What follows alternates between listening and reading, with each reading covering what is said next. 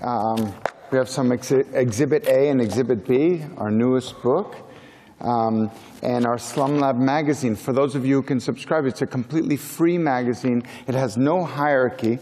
We use the word slum because we need to turn around that term, and it's called, the magazine is called this way because it's an acronym for Sustainable Living Urban Model Lab. And the reason is because maybe slums actually we can learn from, and they have a lot of positive things also to think about. So Alfredo, we have to hurry up, although we might have a little bit more time. As I understand, some speakers are missing. So first of all, thanks to you, thanks to Stockholm, thanks to Peter from the St. Johnson Foundation and Tigran, who just visited us 2 weeks ago in Zurich.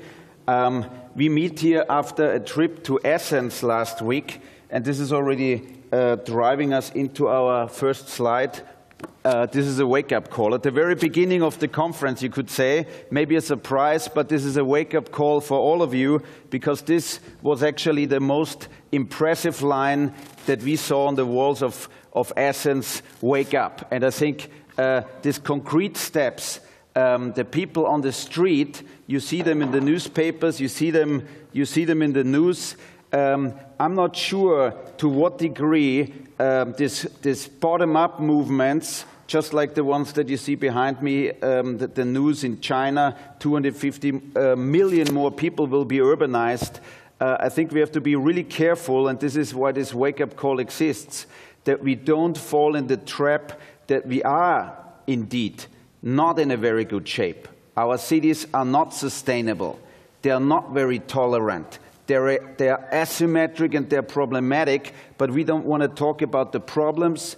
This presentation that Alfredo and I tried to show you today is about some challenges and also some solutions. So in the first part, you will see an introduction into our universe, into our world, what we work and what we think about, mostly in South America, but also in other places of the world. And since 2 years now, Tigran said it, from the ETH, the Swiss Institute of Technology, which offered us to found a chair for architecture and urbanism that looks at the world from the global south.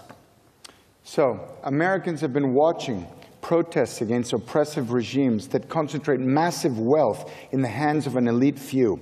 Yet in our own democracy, 1% of the people take in nearly a quarter of the nation's income, an inequality that even the wealthy will come to regret. All growth in recent decades, more has gone to those at the top. In terms of income equality, America, North America, lags behind any country in old Europe. While many of the old centers in Latin America, such as Brazil, have been striving in recent years rather successfully to improve the plight of the poor. However, all of these protests are happening in public spaces. And that's probably the most interesting thing. So about 10 years ago, and this is some relics that we found in our office box, we were actually coming from Caracas to New York to a UN Habitat conference. At that time, Habitat still led by Mrs. Tibajuca, and we were sneaking into the conference. We just have founded Urban Think Tank in Caracas. We had no access. You need to have 3 years of an NGO working and operating, officially founded. Nevertheless, we have been in a pre-event, and we thought to each other, let's make ourselves visible. Let's ask something. And there was Hernan Duran from Colombia, who was chairing that event. And we said the problem and the fallacy is actually that bottom-up and top-down initiatives hardly meet. I'm not sure if so much has changed in that observation. However, we, and in our work, we have tried from an NGO founded in Caracas in Venezuela, where we have worked over 10, 15 years now, changing the gears. And I would say the fact that we're standing here today also shows you we're now trying to work from top down to connect the two. This is really our motive, our lemma, our credo. We would like to connect bottom up and top down, because I think this is where one of the big difficulties is. So, let's put that down a little bit. So what you see here what you see in the back is actually places that we have visited, that we have found, and places that are now in the 21st century actually public places. It is not what many Westerners still driving and looking for, squares in a Renaissance city, but it's highways, streets, train stations, maybe airports, train tracks, as you see, which are the places, also the public places of the world. And we're not talking about the Western world, because let's face it, we as we sit here, we are actually the exception. Most of what you see here in the back, that's the rule. And we have to unlearn to a big degree what we have taken as granted and understand and relearn almost as a wayfinder, as a pathfinder, what are actually the realities, the formulas, the ideas and the possibilities to create a new, more inclusive order, a mindset which is the same for all of humanity. We are still working, let's face it, look at the news, look at the papers, we are still working in different levels. Human rights are not applied to the whole world. It's very clear, and we think also on an urban level, we have to find a global truth, a philosophy that reaches in the last corners of the world. So, architecture or urban design and legitimacy. Why have architects and urban designers lost their legitimacy?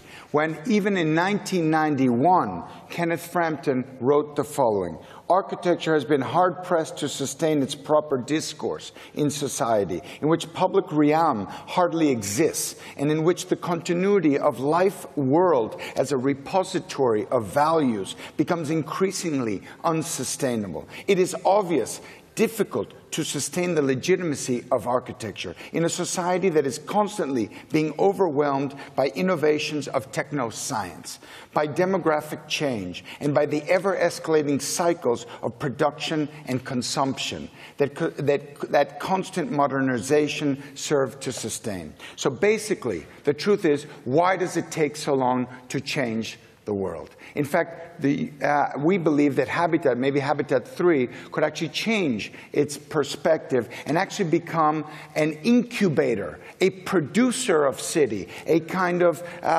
if you want, so moderator of a process. Because what's happening is, we know how to talk about it, we know how to do the math about cities, we've got the statistics, the economics, but what we don't have is the design.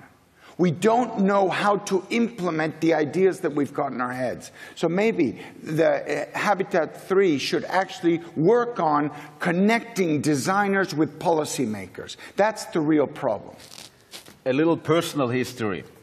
Here in the back you see my father-in-law, Kai Rosenberg, with his good friend Lothar Baumgarten in the South American jungle, in the Yanomami village. So till the 70s, you could say, maybe the 80s to put it aligned with the architectural postmodern movement, there was still, the terra incognita was still the green, the blue planet, right? Today we know the world to the last corner, but what we don't know is actually our cities, paradoxically. That's where supposedly, and we hear it again and again on a phenomenology level, where most people live, we have not managed, we are still struggling to understand how cities work. This is a map that we produced together with our good friend Christian Wertmann at the time in Harvard University that shows you actually where population growth is going to take place. The numbers just came out last week. Population is growing much faster as we assumed. That will challenge us more on the production of food, on the provision of services, work, etc. But what it means at the end of the day, it means also the urbanization of poverty. This is also proceeding along with the demographics at a much higher rate. Our generation has the urgent challenge to meet if we want to avoid a frontal collision, if architects and urbanists in the service of humanity are to regain relevance, to find its bearing to the majority of people in our cities. We must consider the whole of humanity, not only the West. In that sense, basic knowledge and understanding, however, is missing. And we have to unlearn, as I said earlier, before we find again a social, economic understanding, a lens that we can actually apply on our world. And this is Caracas. This is a city that for many years I thought is so exceptional and different. When I went down there with Alfredo after studying in Columbia University urbanism, now I tell you, Caracas, everything that was going on there, and you will see a little bit of that, Caracas is actually everywhere. It is much more a benchmark city, both in its processes, in its paradoxes, in its conflicts, than a city maybe like Stockholm. So here we have the mountain behind you, about 40,000 people. This is San Agustín del Sur at the entrance of Caracas. You all have in your catalogs, and there will be a conference now in Medellin coming up, I understand. You know the cable car of Medellin, but what you don't know is the Caracas cable car began before Medellin. But we were in a political revolution, and it took much longer. And it's quite different. Here we did 3 stations up on the hillside, and 2 stations down below, one connecting to the Lacuna Avenue Metro. You fly above 2.4 kilometers. You connect to a bus rapid transport system. You fly over a river, a highway. You'll see it more in detail later. But the difference is, here we have no roads. Medellin has roads, has a national park. It has a library that was donated, quite civic library at the top. Caracas, it's not gentrified. This is actually the only public transport and mode of transportation for people who walk up on average 39 floors. So what looks here very graphic, let's say, the favela, the barrios as we call it on one side, the formal city on the other side, separated by a highway, is almost, I would say, not an accident, but it is actually deliberate. We have seen that when we started to work in South Africa in what we call post-apartheid urbanism, that these situations are not accidental. They're actually planned. This is not failed city planning. This is city planning in its highest culture. It was just made to separate people. It was made that an asymmetric society not only could start, but now, as the situation has progressed, has reached a situation that is very hard to tackle. Yeah. But let's not forget, I give you a few numbers just to set the scene, because it is also about analytic data: 2, 50, 75, 80. Only 2% of the world's surface are covered by cities. I think this is quite remarkable. If more than 50% of the people live there today, that's certainly a good place to start. 50, this is the number, roughly, we say last year somewhere, more than 50% of the people live in urban rather than in rural environments. But also 75% of all energy is spent there, and 80% of all greenhouse gases are produced there. So what better place could there be to start to work in a city? But why did Alfredo and I choose to work in slum zones? Slum zones around the world concentrate about 1 billion people. This is roughly, and you know it, the population of China or India. They're a bit over, but very few people have actually picked that area or that specific segment in the population to work with. However, and this shows already a powerful and very strong South-South collaboration, life in slums around the world puts the same challenges ahead of the people. It's very similar. It's maybe a more homogeneous group than the population of China today, which is still 43% only urban and the rest rural. If we talk about slum population, we talk about people who live mostly in poor situations. They're living in high densities. They consume little energy, produce relatively little trash. However, if I ask any of you if you would like to live in Petare, which would be this area here on the right, you saw some pictures earlier from there, you would probably say, no, I don't want to live there. So we said, what could we actually do? And we will show a few projects, if time permits, that one would find it desirable, maybe even see it as a benchmark of city developments to live there. And that means certainly not tabula rasa. This is certainly not the modernist view on urban development.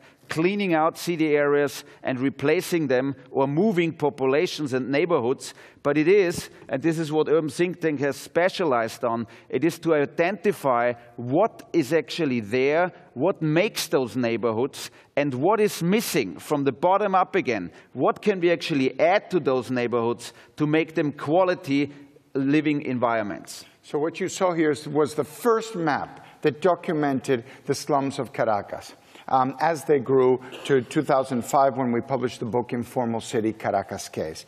But the important thing, and Hubert mentioned, why did we go to work in slums? So as a designer, you have to choose, you think you have to choose between a kind of ethical position and aesthetics position. Form, beauty, and an ethical position is the why.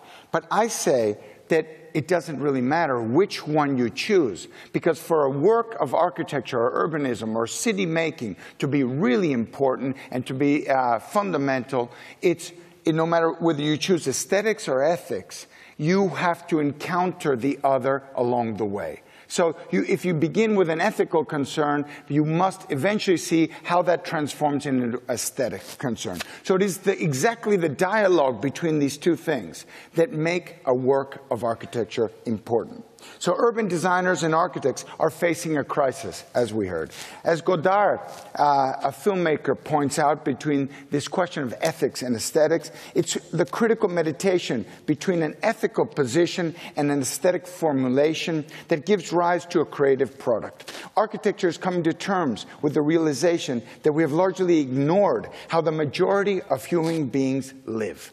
For decades, the focus has rested comfortably on the global north and the norms of Western culture. And you guys know from maybe Saskia Sassen that the developer schemes, if you drive in from Bangalore airport to the city center today, you will see billboards of more than 100 developer-driven projects that are coming all along the strip. And behind these billboards, place for a better life, when you see these huge towers of luxury apartments. Behind them are villages and agrarian farmland. So what's actually happening is these developer-driven schemes don't really care who's living there. So we have to reformulate. It is actually a concern for human rights. Development processes, city mayors who give the permits really have a responsibility to what's happening in cities today. Because when developers need to simplify processes, but what we love about cities is the complexity of cities. But for developers to sell pieces of a cake, they need to simplify and put buildings up in nice little cake diagrams, right? But that's not a city. So actually, it's anti-city. So actually, development in the normal term is actually anti-city. It's almost as bad as like Stalinist ideas of Plattenbau and huge long blocks that were also anti-city. So what I'm saying is, guys, we need a paradigm shift. We need a complete shift in the way development, market development is being done.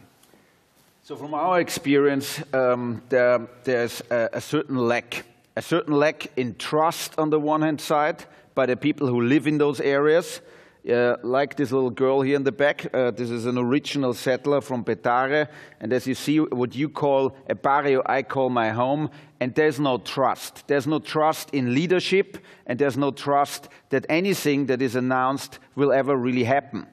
And we believe what you see now going on in Turkey, in Brazil, etc., is actually a reaction to that. People have found out very late, although everybody knows anyways, that politicians are liars.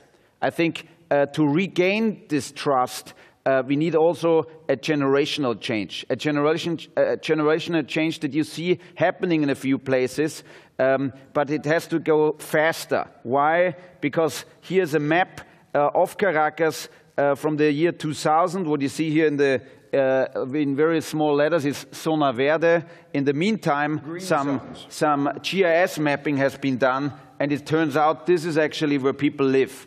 And if you hear today that there's a lost generation in the south of Europe of 15 to 25-year-olds who live in Europe, and people are concerned about them, political leaders are concerned about them, I tell you there's a lost generation in the rest of the world that nobody is concerned about. And just like in Venezuela, also elsewhere, there are two countries, and we show this. This is a clip of a movie, some friends of ours, a cinema movie that was produced, but it shows the reality of the city. This is a reality that is maybe almost pathetic, that shows how Caracas looks like, but let's face it, it looks like right now, like you switch on the television today, you would more or less see these pictures. But not everywhere in the world those pictures are important enough to make it in international news. So I think we have to be more sensible and extend whatever our achievements are to a maximum number of people. Because this lost generation that grows up in the favelas and barrios and slums of our world are certainly not only a concern, a humanitarian concern, but they should be also, and this is a major topic in all cities of the world, they should be a security concern. And this will not be that sort of security that you can crunch down with policemen when the situation gets too hot, but it is something where you have to do something now. This is written on the walls in Caracas, un muerto cada 8 horas. That means one person is killed every 8 hours. That gives over the year numbers that are comparable with Syria or Iraq at the height of the civil war. These are children playing on a wall during daytime, making circles around shot holes. But this same place, and this is what we're talking today about, is also a location where people play during the daytime. You know, also maybe this is a sort of a militia, a person from a militia that protects persons or people in one sector against gangs from another circle. But at the same geographical space in different time moments, you have a basketball game going on. And a few minutes later, this was actually a game that we organized in this area just to get to know people. We are very much, we believe, to be on the ground, being in the cities with the people to gain this trust, which is largely lost, and to compose the city again into something where we should never forget, and we heard it earlier, the city is about the people. Architecture and the physical framework in that sense is almost a backdrop that can be better or worse, but we should imagine that our everyday structures, both physical or social, they're rather the mechanisms that link our contemporary experience to one another. It is one of the most characteristic and eerie realities of the beginning of the 21st century that most young men and women in slums and maybe in other places in the world grow up in this permanent presence with no past and no future. Everything that counts for them is actually right now. They are having enormous economic problems, security problems, existential problems, and I think we have to work on both. We need quick and immediate solutions, and we need to create a vision. And projects, a few of them you will see, a few of the places that we have worked on, like this, is a public dry toilet in an area where there's no black water system, one of our first projects that we did.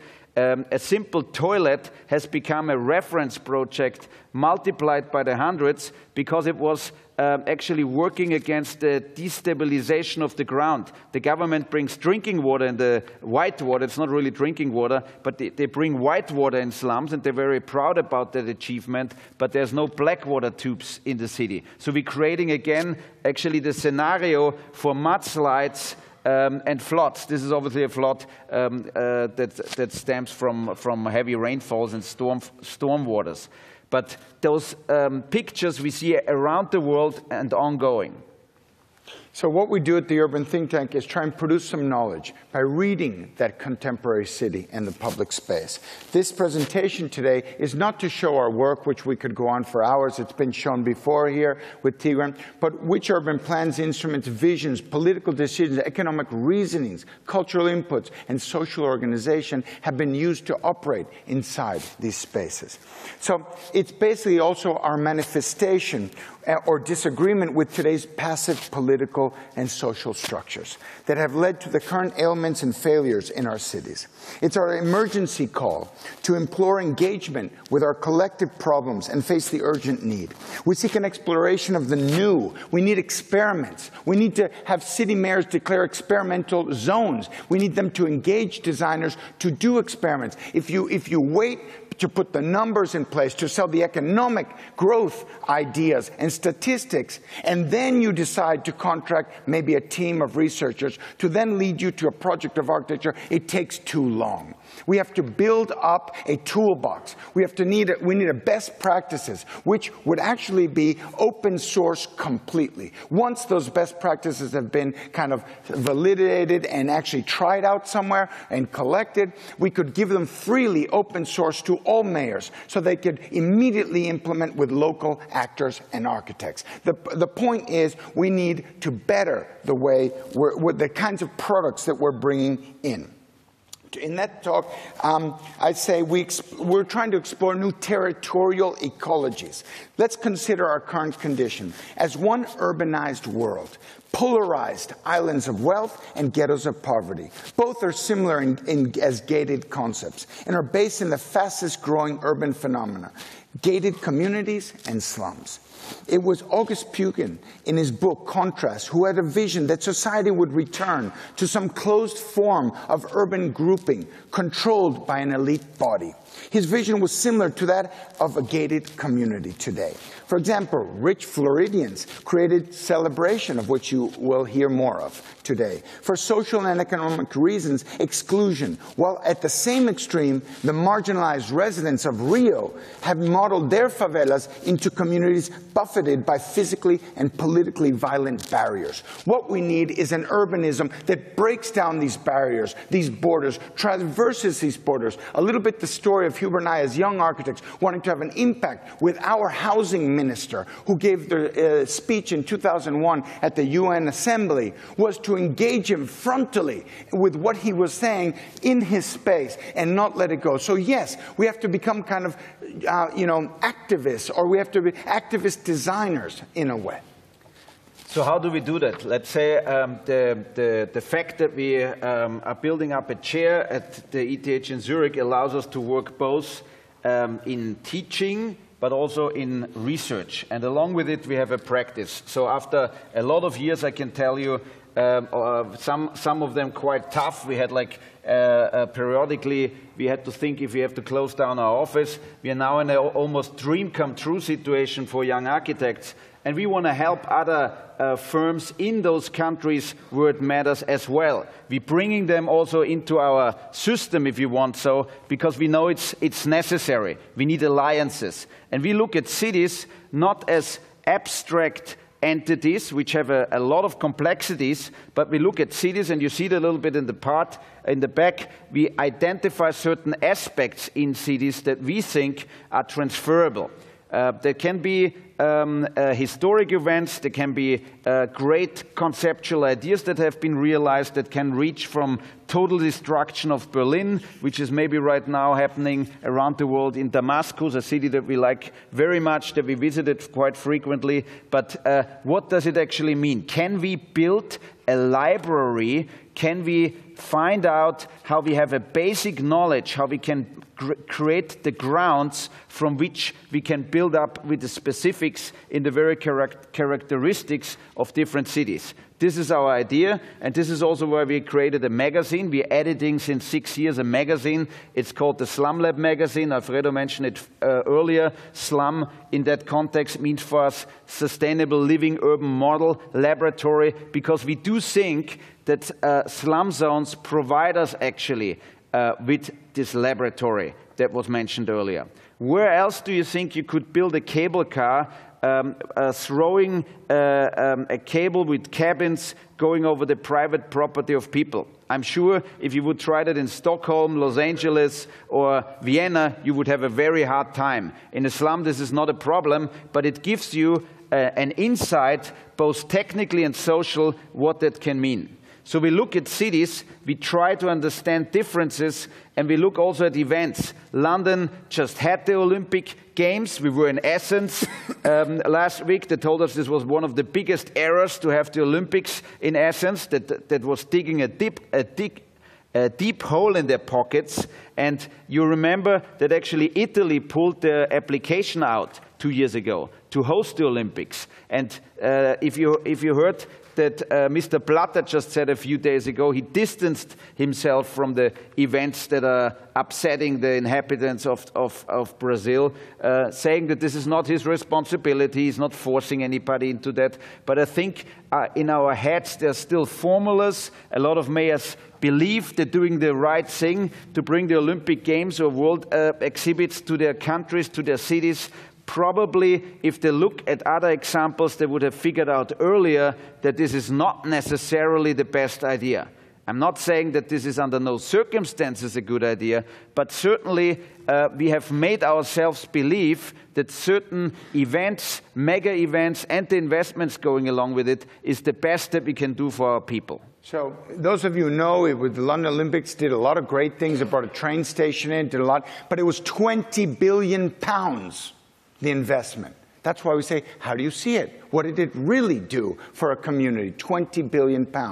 So if you look at it from here, the aerial point of view, they got a nice park with a couple of stadiums. For £20 billion, that's what London needed? Well, I tell you, what about the neighboring communities that are actually bordering the Olympics? Hackney Wick. It got nothing. This is Hackney Wick just after the Olympics finished. Nothing. So the idea is, how do we produce knowledge? And actually, I'm not saying that, Ricky Burdett or the mayor of London didn't do a good job. But little do you know that Dejan Sujic, the head of the Design Museum, proposed that the Olympics should not be built in one site. It should use all existing infrastructures that are already in London, and they should build an Olympic spread out all over the city with the existing infrastructure. But no, that was denied by the Olympic Committee. So bodies, committees, boards of directors, the governing bodies that produce the investment or give say over the investment, choose the way the investment is to be executed. Like, for instance, a bank, a well-known bank, Deutsche Bank now, is putting together a fund to build 2,000 shopping malls in secondary cities in China. That should be, I'm not against market-driven ideas, but if those shopping malls and that investment certification grade would come with that the malls would have social activities, that they would do urban agriculture on the roof, that they would produce solar energy, well, that needs to be included in that bond, in that emission, in that prospect of an. But here's the story of Bangalore that I told earlier. What's going to happen between Mumbai and Delhi? More than 20 cities is going to be built. And this is what you have now, little cities with farmland. But slowly it begins to sprawl, farmland being eaten up. Here, urbanization starting to set in, people laying down roads with no absolute logic to it. Do you guys know that the parliamentarians of Delhi, 70% of them are registered as real estate agents? This is the problem. No, and what we're going to get is a fragmented urbanization that will cost the future generations billions. So we're working, for instance, at the moment also in Hanoi, Vertical City Studio. It's a competition. And the fact in Vietnam is, for instance, that Vietnam produces rice for 30 million people. And right now, as we sit here, the rice fields are actually covered by developments that nobody in Vietnam can afford. So we think there certainly we need some political framing also, and maybe the next UN Habitat Conference is a good place as well for that, because I think that it is very hard even for our decision makers to understand what's going on in cities, because even the so-called experts don't have enough knowledge at their hands. What we make it at the ETH is actually a sort of an explorative research, because there is nothing in the libraries, there's very little out there. and the best you can find is actually at conferences, just like here, that people come together and new knowledge is actually created and debated, carried together. It simply doesn't exist. It is quite surprising, maybe even embarrassing, you can say, but we stand here invited by the president of one of the leading universities in the world, and we told him exactly that. It has to be done because nobody knows it. There's no knowledge, no basic research out there that would even provide let's say the decision maker with the necessary ideas on a very basic level that has to be built. And this is certainly an effort that is a mass effort versus young architects supposedly have a hard time to find jobs with firms that try still to make opera houses and I don't know what developer projects. So what I'm showing you is Mexico City. Of course they went on into a very pro-market social housing scheme of developing these sprawl houses in the cheapest available land outside of Mexico City and eating up agricultural land. But thank God that there's some creativity because they're turning these generic houses into all the missing things, restaurants, and modifying them. So what is happening is that we, as I said, we have developed an in-your-face methodology. Because cities are in crisis, as we've mentioned. The front piece of urban plans across the world showed towers, beautiful, ethereal, rising from the city. 10 years later, these images are sarcastically what the perfect vision plans did not comply with. The reality is they became forcefully discredited as an old vision of the future. How are we now going to produce? We're still working with 20th century modernist ideals of separating into categories. But we need to come together and find a multidisciplinary way in which to work, in which designers, politicians, NGOs, universities can create that Lefebvre idea of a university for the city. A project that we developed over the course of a year and a half, which is in fact a building that many have called a failure, a failed building. It is a skyscraper in Caracas. It is the home of more than 3,000 people. They invaded, it's a squat, not a slum, they invaded a building that was standing empty for more than 17 years. It has created a big political debate in the city because the Venice Biennale gave this project our presentation, the Golden Lion. It has sparked a debate in the country where everybody knew about the building. Thousands, millions of people have passed that building and they never even thought about it. And suddenly it was put in the spotlight.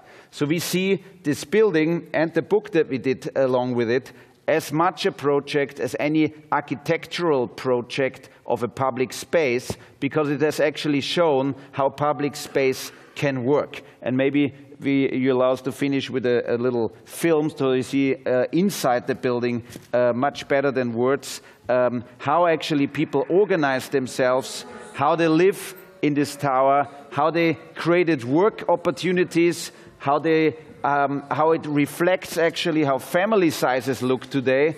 It is not the social housing unit that is still planned by the government for an atomic family with father, mother, 2 kids and a dog. You see that you have groupings of 7 migrant workers, women throughout different generations that organize themselves and live together, aunts that take care of the kids of their friends and sisters. So it reflects much better, perhaps, what the city is today. And when I went to architecture school, to the same school Alfredo went in Columbia University, they told me, you have to have a facade on the tower because the wind in a skyscraper would blow you out of the building. I can tell you, this building has more than 200 meters height and people live in it. They broke the facade. It was already installed. They live in it without a facade. Why? Because the building has also no air conditioner. It has no elevator. It has nothing of what you would expect a building should have of that magnitude. And although it's not a project that we recommend to repeat, it was certainly an amazing lesson to see the resourcefulness of people and how humans and social organization can actually replace technical infrastructure. So, An evolutionary transition into the 21st century urbanism, of course, is not smooth. We're going to see these moments of conflict like Torre David. Transitions bring big change and uncertainty, which can turn into results into chaos, of course. However, these often are the occasions for innovation and creativity, as we are forced by necessity to seek solutions to the problems at hand. So the utopia is a realizable utopia, not the utopias of the 60s and 70s. The key would then be to return to an elemental and transparent design attitude that does not step away from the development, but purposely rethinks a more basic solution for society. To move forward in terms of design is not to seek a self-oriented goal of material acquisition, but rather to fulfill a human purpose and build a society that benefits all. Thank you. Thanks.